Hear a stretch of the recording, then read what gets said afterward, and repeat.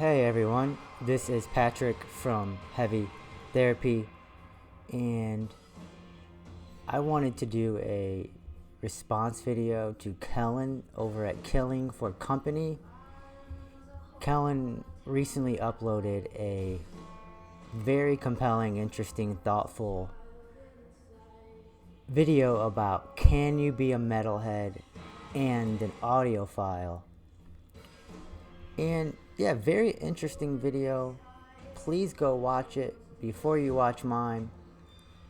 But I wanted to give a response video basically right after I watched it. And I could have prepared more, but I kind of wanted to just go at this with a stream of consciousness approach because a lot came to my mind. So we are listening to Converge and Chelsea Wolfe, Blood Moon, Volume 1, Part 1. This album is basically Converge playing doom, sludgy doom, featuring Chelsea Wolfe on vocals. Haunting melodies. There's a lot of layers, a lot of tracks in terms of, audio layers, audio tracks. And I wanted to particularly listen to this while I was talking about my audio habits, experience, history. So, music has been my longest, universal, most loved special interest. In a life of special interest, music has been my favorite, long-lasting, most important for me. And when I was a kid, we had a record player. I don't remember that as far as what my experience was. Just knew we had a record player. Very young. I had CDs were the medium that I was the most familiar with, as I was born in 1987. I always bought CDs on release date, and let's start there. So I would listen to a new CD that I bought 10 times in the first week. I don't know if that's a lot.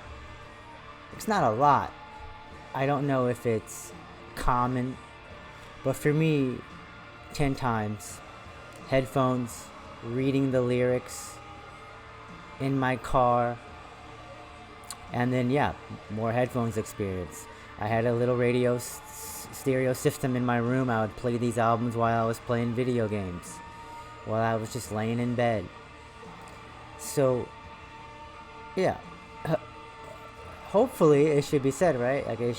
Hopefully it shouldn't need to be said, but if you're into music, well, you're really into audio experiences, right? You love sounds. We love instruments. We love thinking of people playing all of this sound. And lyrics, right? Lyrics have been very important for me as a music listener as I aged. I would say they're less important now, which is interesting, I guess.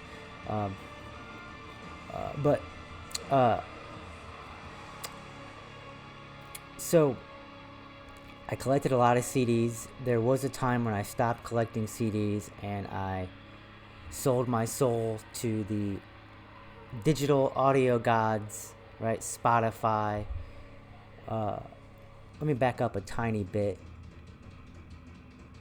MySpace was around while I was in high school, I believe, and it was still hard to find. I wasn't a big illegal downloader. I did, but I wasn't into it very much. I subscribed to music magazines like Decibel, Revolver, Outburn. There was more. And when I did download an album online, illegally from like these blog spots, I would always burn me a CD disc. I'd print out the album cover. I wanted the full experience. At some point, I stopped buying CDs. I really loved the access for $10 a month on Spotify. Everything was there, just about. It was mind blowing, and I never even considered it as a possibility until it just happened. What was this, 10 years ago? But so there was a chunk of my life when I stopped collecting physical media, and I think this is a common experience. Pandemic 2020, I really began to listen to more and more music, because that period of time when I stopped buying was also my busiest in terms of being a graduate student.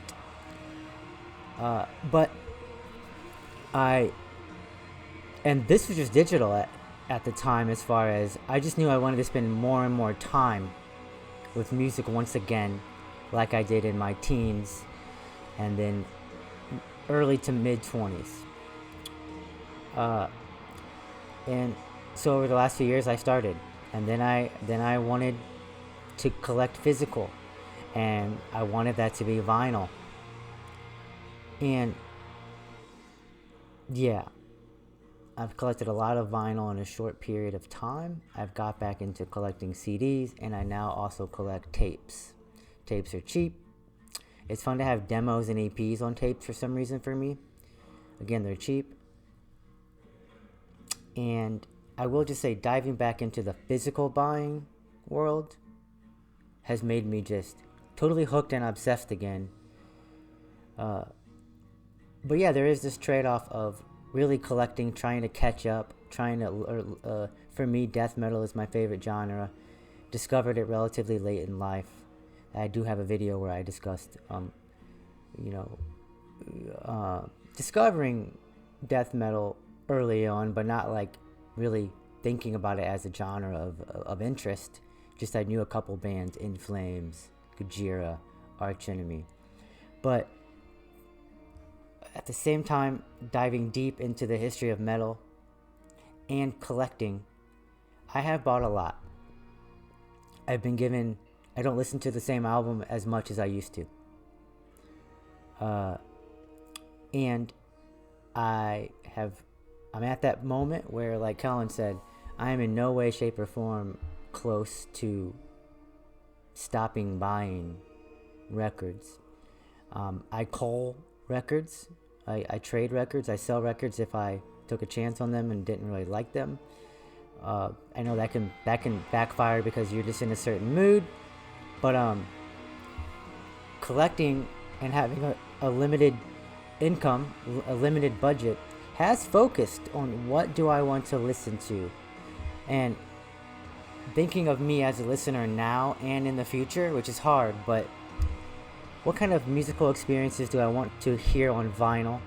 Do I want to sit down for? Do I want to experience over and over again?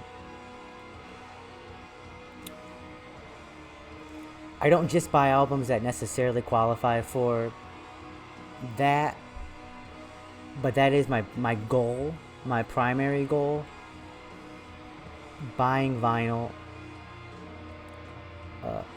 with the obvious, it's a commitment of time. Buying vinyl that I know I want to sit down and take in as an experience, like one would watch a movie. And Kellen asked, what are people's listening experiences like? Do metalheads sit with their albums? And he said, basically, I know we do, we just don't always talk about it. I know we care, I know we're passionate. Yeah, so I'm listening to hours and hours of music every day. Headphones, when I'm home, on vinyl or on CD or on tape or in headphones.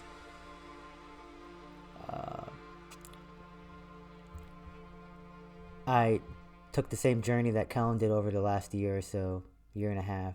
Bought a decent system, decent setup. It all sounds very good to my ears. And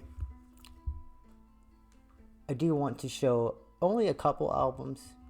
So digital, a lot of music is compressed. The mixing, the production is compressed. Everything's very loud, and I really did notice that change, both in terms of just buying vinyl that is usually mixed better. I know some of it is just digital rips, but properly, a proper vinyl mix, vinyl sound is real. It is real.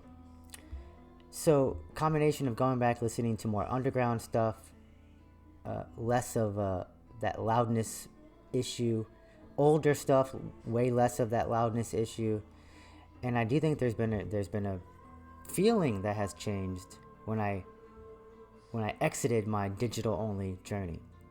Again, it corresponds with buying physical, which I love. Corresponds with a different type of music that have been focusing on, and yeah, the vinyl listening experience with my setup, with my needle I have, does create like a more 3D sound. Is it better? I'm not delusional about these digital albums. Sound pretty close, There's different types of digital files that sound pretty damn good. Compression's an issue, but you know what I mean. I don't know so what sounds better to me as someone who likes to listen to music on vinyl now is, rhythm section stands out more, which I love. And it sounds more full. It sounds bigger. I like the dynamic range. And it has been fun, like this album right here, Neckrot, Mortal. I remember on headphones not really thinking that the drumming was very impressive. This is a totally different experience on vinyl. This is an amazing music experience on vinyl. I think there's a difference. This is one of the albums that stands out the most, being quite different on vinyl than digital for me. Imperial Triumphant's Alphaville is a really cool experience on vinyl. The drumming, the rhythm section comes out. And so I'm not an audiophile. I can find that conversation tedious, but I loved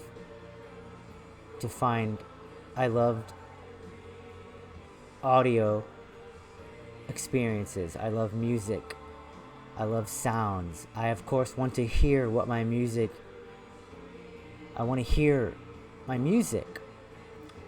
And lo-fi black metal on vinyl. What's the point? I don't know. Grindcore, death grind, noise. Is it worth buying those kind of albums on vinyl? I don't know, but I do, and I enjoy my listening experience. I've forgotten everything I wanted to address from Kellen's video, but I do want to listen to my physical collection more and more. I do get plenty of time, which is I'm grateful for. I do get plenty of time to listen to music, to listen to my vinyl at home. But as somebody who's a obsessive, I definitely have collected a lot just recently, and I plan on continuing.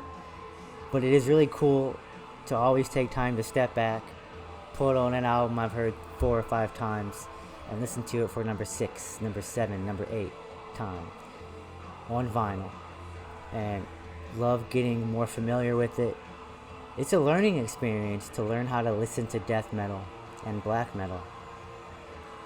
And that works well for me. Cognitively challenging, but I love how it all has become quite familiar. The experience isn't jarring. It sits well with me. It's cool how a technical death metal album can become catchy to you. Wormrot Hiss, that album that came out this year, it's interesting to play that over and over and over, and then what was just inhumanly fast, you can now slow down a little bit, right? And I guess I'll say one not negative aspect of collecting of putting on a vinyl, but because I've bought all this and I want to sit and listen, and this is my preferred way of listening to music is on vinyl. When I'm home, I sometimes know I should probably be doing laundry or cleaning the kitchen, etc., which I can listen to music while I'm doing that, but I can't listen to vinyl while I'm doing that. So putting a vinyl on, right, means you have to be sitting in a room, which I'm very good at, but you have to be sitting in a room for an hour, a half hour at the very least, 45 minutes to an hour for 1 or 2 albums, up to 2 hours to 2 or 3 albums, 4 albums, and you want to listen to your vinyl, that's what it takes. So yeah, this was really fun to think about. I really liked Kellen's video. I'll put a link to it. His YouTube page is called Killing for Company, and these were just some of my thoughts that came up while watching that video regarding my music listening experience and history. Thank you. Bye.